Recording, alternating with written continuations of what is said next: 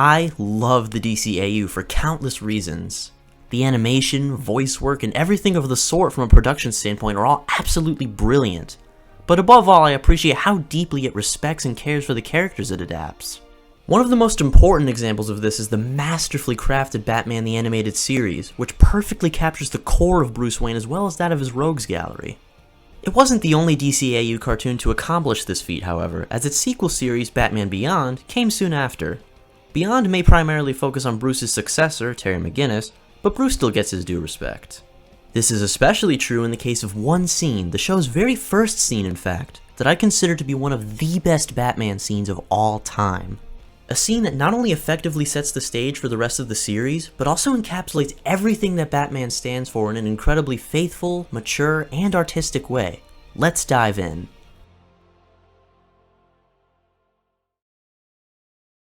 Even in the opening shot, there's already so much to absorb. First, a little context. Batman the Animated Series has a tendency to use incredibly bold colors in its environments to convey tone or emotion, and one of the most popular instances of this is the blood red sky as seen in the show's opening. This acts as a signal that Batman is afoot, that he's a force to be reckoned with. That same red sky is pictured in Batman Beyond's opening shot, but there's something else at play here too. Fighting against the red is a deep, almost futuristic blue that would go on to define the aesthetic of the rest of the series. To me, this contrast of colors represents the transition from the Batman we came to know in the animated series, the powerful figure that every last crook in Gotham grew to fear, to the aging Batman who we now see just barely carrying on his work in a rapidly changing Gotham. Meaningful visuals can be a major driving force in enhancing a story, or can even tell a story of their own, and the visuals depicted here do just that throughout the entire scene. Moving on, we cut to a fairly standard superhero set piece. Bad guys have stolen cash and/or person, and Batman swoops in to save the day. A fight ensues, but something particularly interesting happens this time around. Batman begins to have bodily pains from old age. As a result of this, a crook quickly beats him down and stops him from saving the hostage, and we once again see those key colors at work as we're shown a first-person perspective from Bruce. Because of his head-pounding pain, his vision starts rapidly flashing between blue and red, the arguably dominant blue being what's actually there, with the red now mostly being a simple filter. His belief that he can carry on the Batman mantle at such an old age is just that, a filter. And he's finally beginning to see through it as he's bested by a simple crook that would have been child's play for him in his prime. This next moment is the crux of the entire scene, and arguably one of the most important moments in DCAU Batman's entire character arc. Batman lays on the floor motionless, the crook getting ready to deliver the final blow, and what does Batman do? He threatens the crook with a nearby gun. Now, if you're not very familiar with the character of Batman, there's something that's crucial to know here. Batman's one rule in his crime-fighting endeavors is that he does not kill.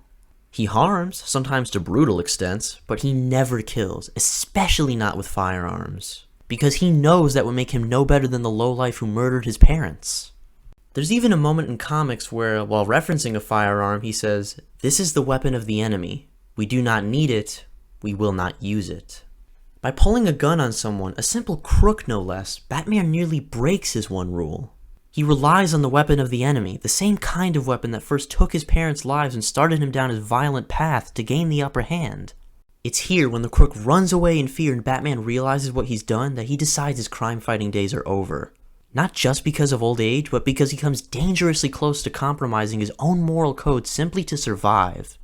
In one of the scene's final moments, we see Batman standing, horrified at what lies in his hand in an open doorway, its blue-lit figure again representing the new age in which he's struggling.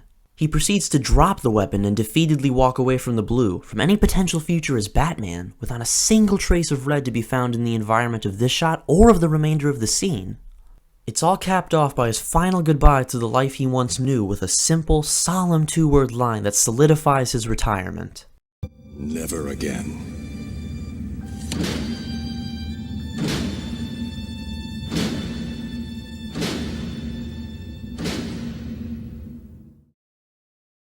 This 3-minute scene, both visually and thematically, is one of the most effective representations of the complexity of this character in my personal opinion. It could have just told us that Bruce got too old to fight and called it a day, but it goes the extra mile in every way possible to ensure a proper send-off for his time as Batman. It rewards more informed viewers for their understanding of the character with an artful introspection of his status quo. And it effectively lets newcomers know just what Batman is all about to prepare them for the rest of the series, or whatever other Batman content they may absorb. Whatever kind of Batman fan you are, I'd say that this scene is absolutely necessary viewing. Hopefully my little analysis of it could help you understand why I hold it in such high regard, and thank you so much for watching. I hope you enjoyed and have a fantastic day, or night. Fighting against the red is a deep, almost futuristic blue that would go on to define the Fighting against the red is a deep, almost To me, this stark